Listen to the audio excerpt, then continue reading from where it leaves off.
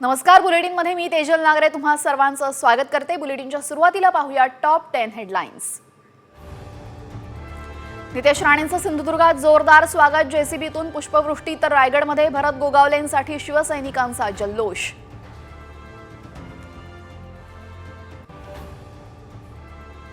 अजितदादांचा शब्द खरा ठरला, गिरीश महाजनांना खाते वाटपात धक्का, विखे पाटलांच्या महसूल खात्याची जबाबदारी बावनकुळेंच्या खांद्यावर।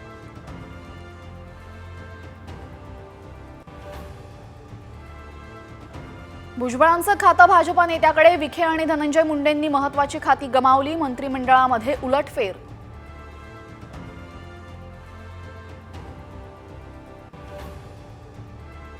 महायुती सरकारमध्ये साताऱ्याचा बुलंद आवाज, चारही मंत्र्यांना वजनदार खाती, भाजपाच्या संकटमोचकांचे खाते थेट जयकुमार गोरेंच्या ताब्यात।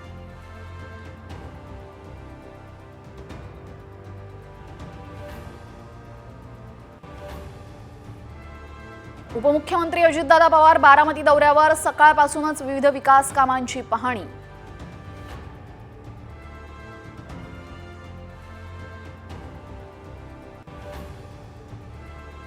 भुजबळांना मंत्रिपद नाकारल्यानं ओबीसी समाज आक्रमक, आज मुंबईमध्ये बैठक, चर्चेनंतर घेणार भुजबळांची भेट। बीडमध्ये पदभार स्वीकारताच नवे पोलीस अधीक्षक ॲक्शन मोडवर, मस्साजोग प्रकरणामध्ये बोलावली महत्त्वाची बैठक।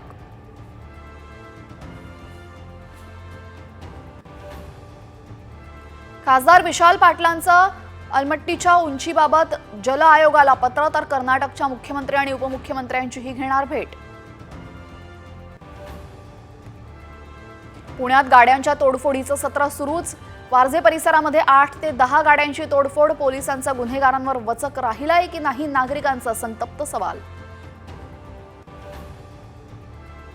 31 डिसेंबरला साई मंदिर रात्रभर खुलं राहणार, नाताळ आणि नवीन वर्षानिमित्त निर्णय।